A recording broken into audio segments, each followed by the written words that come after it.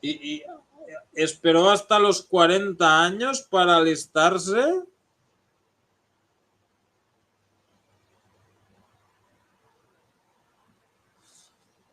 El payaso este del Elon Musk que les deja usar el Starlink.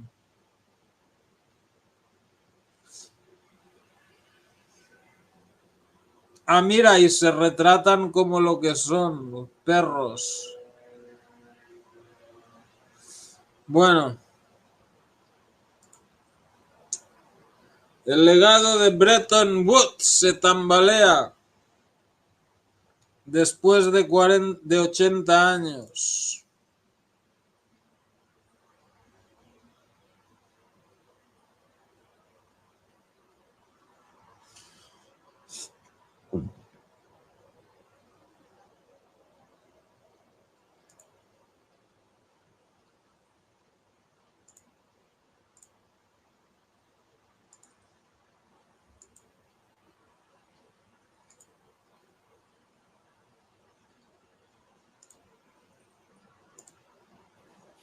Hace exactamente 80 años en Estados Unidos se daba cierre a la famosa conferencia de Bretton Woods. En su marco fueron firmados los acuerdos que crearon un sistema monetario y financiero occidental.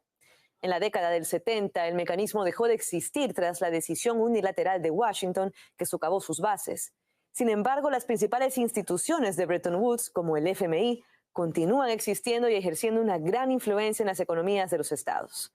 No obstante, son cada vez más criticadas por algunos gobiernos en el sur global.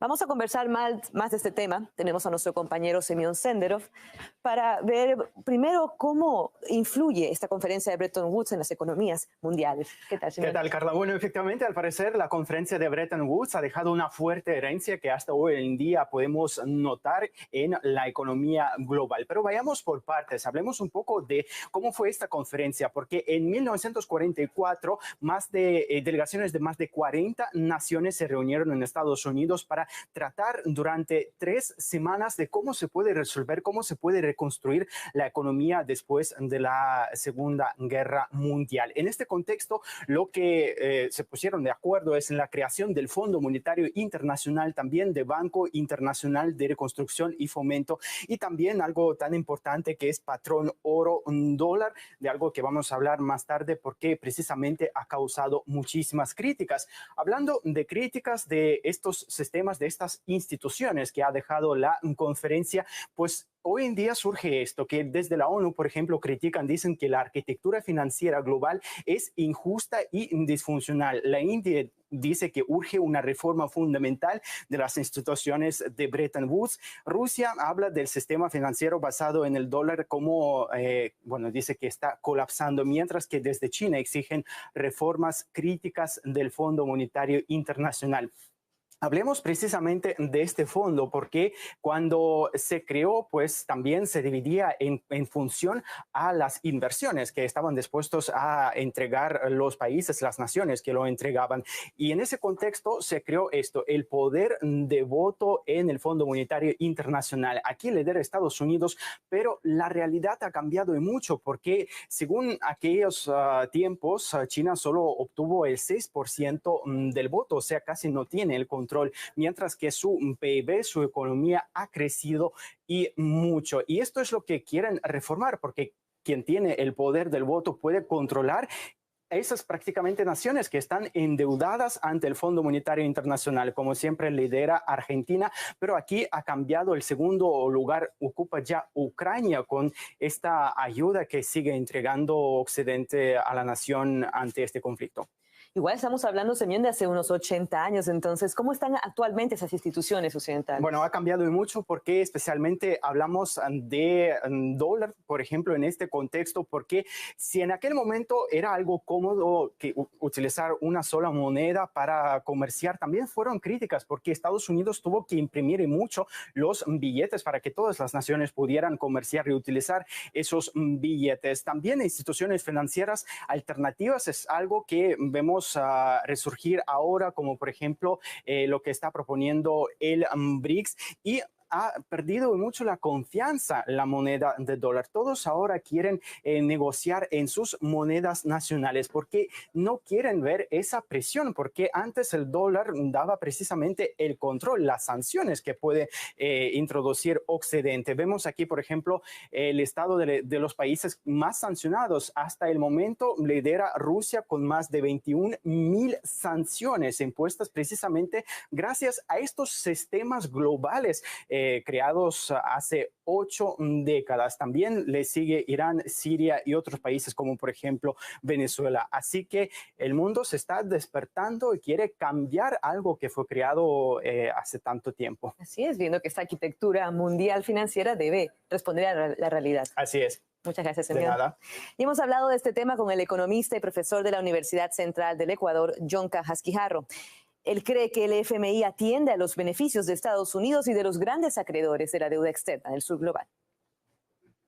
El Fondo Monetario Internacional tiene un esquema que por décadas, todos sabemos, se ha acoplado tanto a los intereses de Estados Unidos como también al interés de los acreedores, grandes acreedores públicos y privados de las deudas externas de los países, sobre todo en el sur global, ¿no? De hecho, tomemos en cuenta que para varios países del sur global, el Fondo Monetario Internacional ha actuado como una suerte de intermediario, entre comillas, cuando estos países sufren problemas. Por ejemplo, problemas de default o no capacidad de pago de deuda. Entonces, el Fondo Monetario Internacional, ¿qué ha hecho? Cuando estos países han entrado en default, básicamente se ha puesto como intermediario y ha dicho a los acreedores, ok, a los acreedores les pedimos que por favor permitan reestructurar la deuda y a cambio el Fondo Monetario coge estos países y los inserta en sus programas de reforma estructural que muchas veces tienen casi la misma plantilla, ¿no? En definitiva, una serie de reformas que implican recorte del gasto público, menor inversión estatal, reducción de los sectores sociales, del gasto social que hacen los estados para consolidar primeramente la capacidad de los países financieramente para pagar, ¿no? Pues el Fondo Monetario Internacional en todo este esquema y esta arquitectura financiera, sin duda que está jugando alrededor o en beneficio de los acreedores de las deudas y en beneficio de los requerimientos de Estados Unidos. Entonces, el tema de las cuotas, o sea, cómo cada país va aportando al Fondo Monetario, evidentemente es vital, ¿no? Y aquí nuevamente el tema de que China, incluso el gobierno chino algunas veces ha reclamado esta cuestión de que se le dé la posibilidad de tener más voz en el Fondo Monetario Internacional, es decir, de a poco la consolidación de China debería llevar hacia allá, hacia un Fondo Monetario Internacional que tenga más, una posición más multilateral, o al menos que tengamos unas voces diferentes a la voz de Estados Unidos, pero eso no va a pasar.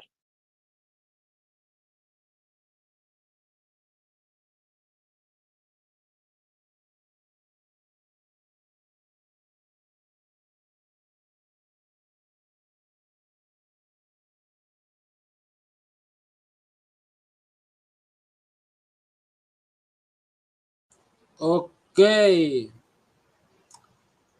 Bueno, la gente, o sea, en muchos países que están fuera de la órbita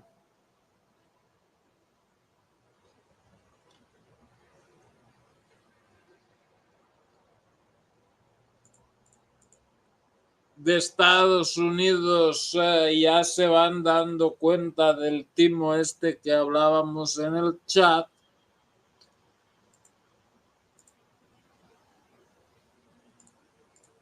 Por ejemplo,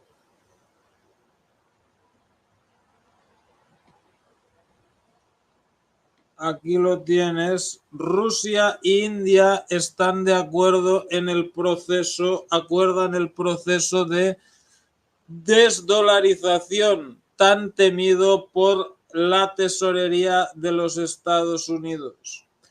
Durante su reciente reunión en Moscú, el primer ministro indio Narendra Modi y el presidente ruso Vladimir Putin estuvieron de acuerdo en una declaración conjunta para realizar el comercio e inversiones en sus monedas nacionales respectivas, la rupia y el rublo, lo que significa, sin usar la palabra, una desdolarización de facto de India, un país que se proyecta que será la segunda economía mundial en los próximos años, y Rusia, que ya ha desplazado a Japón del cuarto lugar del ranking mundial de poder adquisitivo según el Banco Mundial. De hecho, se espera que la desdolarización tome una velocidad aún mayor en la próxima cumbre de los BRICS Plus en Kazán en octubre, que Rusia va a presidir. El 9 de julio, la secretaria del Tesoro, Janet Yellen, durante una sesión, una rueda de prensa durante una sesión de preguntas delante del Comité de Finanzas del Congreso, declaró que su mayor miedo era la desdolarización a causa de las duras sanciones impuestas contra los adversarios de Washington que están buscando alternativas al dólar. El analista basado en Hong Kong, William Pesek, de Asia Times, afirma y confirma la extraordinaria admisión de Janet Yellen. La desdolarización es ahora su mayor miedo. Pesek contrastó el optimismo de Yellen de hace más de 2 años cuando dijo: yo no creo que el dólar tenga ninguna competencia seria y eso tampoco va a ocurrir en mucho tiempo. En marzo de 2022, la desmilitarización rusa de Ucrania solo llevaba un mes cuando la vicesecretaria de Estado, Victoria Nuland, ahora cesada por fracasar en su posición, contaba con el hecho de que las sanciones contra Moscú la pondrían a Rusia de rodillas y harían caer a Rusia en el ranking económico. En vez de eso, a principios de este mes, el Banco Mundial anunció que Rusia era clasificada como un país de ingresos altos, afirmando que Occidente fracasó en sus sanciones contra el régimen.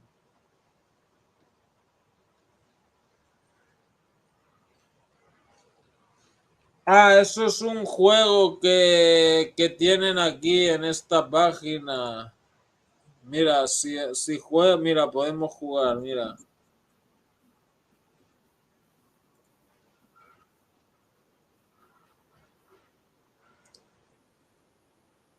Pero no funciona ahora, ¿o cómo?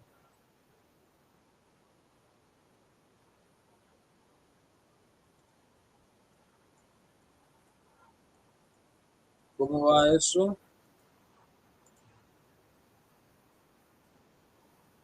Ahí está.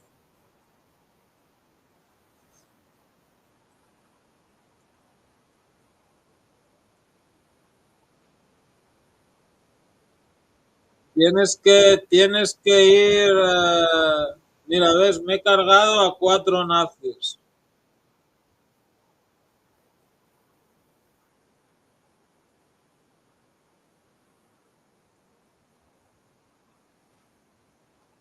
Pero ¿cómo era eso?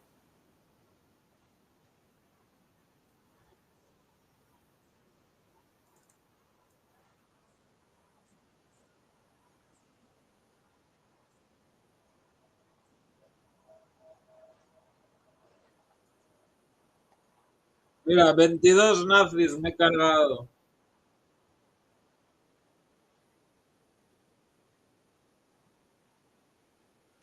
Bueno, vamos a seguir con el artículo. El que quiera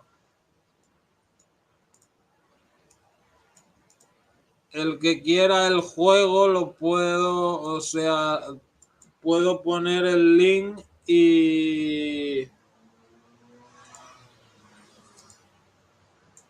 luego simplemente pincháis ahí y... Ok.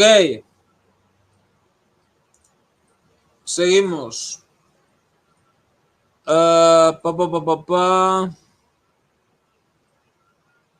Según PSEC, dos dinámicas están acelerando la desdolarización en Washington. La deuda nacional de los Estados Unidos ha aumentado exponencialmente y ahora se acerca a los 35 trillones de dólares y el ciclo electoral de Estados Unidos.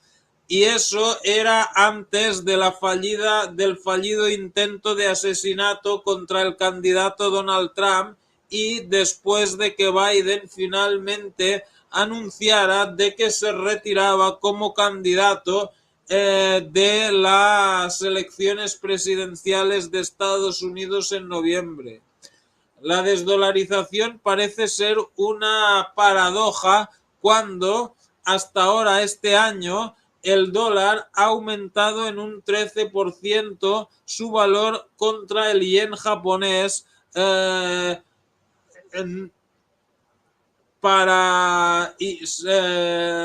por no mencionar el 10% que ha ganado delante del euro.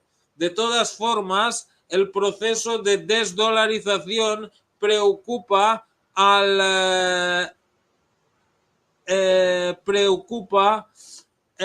afecta el estatus del dólar como moneda de reserva. Los analistas calculan que la fortaleza del dólar procede de su posición hegemónica, que hace 11 años era el 9,36% del Producto Interior Bruto global. Según el Fondo Monetario Internacional, se estima que el Producto Interior Bruto mundial se estima que llegue a 110 trillones de dólares este año. O sea, fíjate, 110 trillones de dólares. O sea, más o menos un tercio del Producto Interior Bruto mundial es deuda de Estados Unidos. Eso es algo demencial, ¿no? De todas formas, a pesar de la enorme economía global, los absolutistas occidentales continúan elogiando al dólar y rechazando otras formas de moneda como en el centro geoeconómico del Consejo Atlántico, que celebra la pujante economía de Estados Unidos, pero esconde el hecho de que el crecimiento de Estados Unidos es gracias a la economía de guerra y del complejo industrial militar, cuya contribución al Producto Interior Bruto son las guerras de Ucrania y de Gaza. Todavía, a pesar de los intentos de Washington de preservar la dominancia del dólar en el comercio global, India y Rusia están de acuerdo en continuar trabajando juntos para promocionar un sistema bilateral usando las monedas nacionales cuando Modi visitó Moscú los días 8 y 9 de julio. Desde 2023, Rusia e India han doblado sus pagos en las monedas nacionales a pesar de las sanciones de Estados Unidos, dijo el banco más grande de Rusia, Sberbank, que maneja la mayoría de pagos para las exportaciones indias a Rusia. Naturalmente, se espera que este aumento sea aún más acentuado después de la visita de Modi a Moscú, especialmente después de que los economistas y hombres de negocios indios trabajando en Rusia expresaran su esperanza de beneficiarse del vacío creado por la salida de las empresas occidentales. O sea, los occidentales fueron tan imbéciles que se sancionaron a ellos mismos, ¿no? Las exportaciones indias a Rusia crecieron un 59% entre los años financieros de 2021 y 2024, mientras las importaciones aumentaron en un 8.300% gracias a la compra india de crudo a precios bajos. Aunque el déficit comercial ha aumentado a hasta 57.200 millones de dólares desde 2.800 millones antes de la guerra, la Fundación India Global Trade Research Initiative nota que este aumento es gracias a las condiciones comerciales favorables, como la energía a precios de descuento y la necesidad de Moscú de encontrar nuevos mercados a causa de las sanciones occidentales. Con el objetivo de acelerar y sostener el crecimiento del comercio bilateral, los líderes han acordado de ponerse un objetivo de comercio bilateral de 100.000 millones de dólares en el 2030. Decía el 12º punto de la declaración de 81 puntos en total después de la conclusión de la 22ª cumbre anual India-Rusia. Aunque Nueva Delhi no está intentando activamente antagonizar a Washington, aumentando las relaciones comerciales con Rusia y comerciando en monedas nacionales, los políticos indios no se abstendrán de servir a los mejores intereses de su país, como de poder comprar energía rusa a precios bajos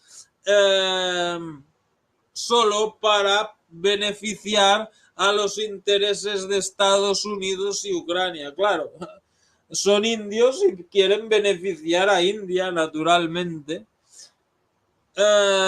Cortando, expulsando a Rusia del sistema SWIFT,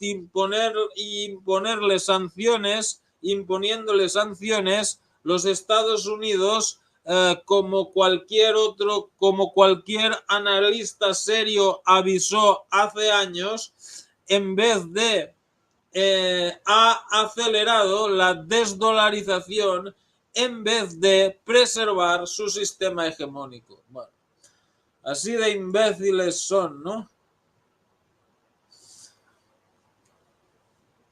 Ok.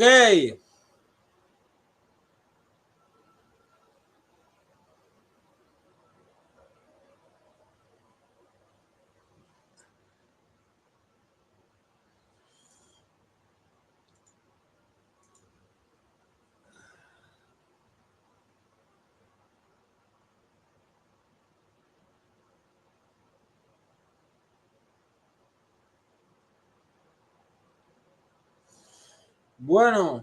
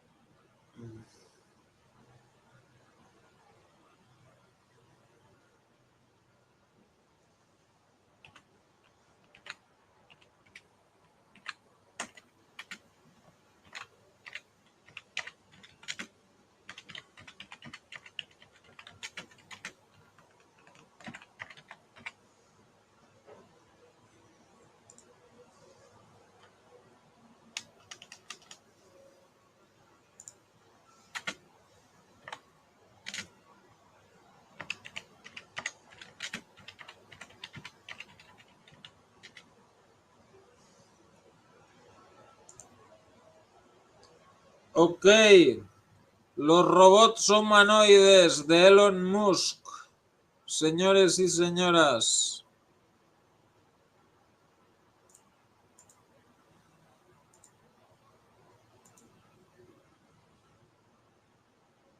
Ya están trabajando de manera autónoma en una de las fábricas de Tesla. Esto se produjo tras el anuncio de que algunos de ellos se encontraban en fase de entrenamiento utilizando realidad virtual y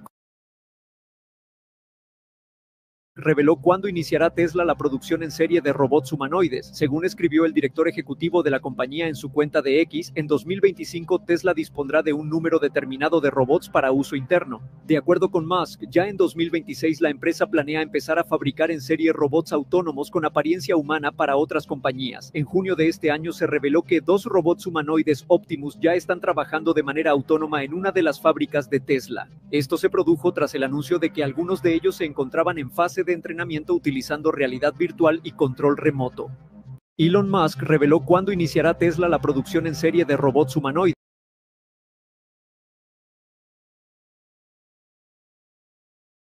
Ok, esto es el payaso este de Elon Musk, que ahora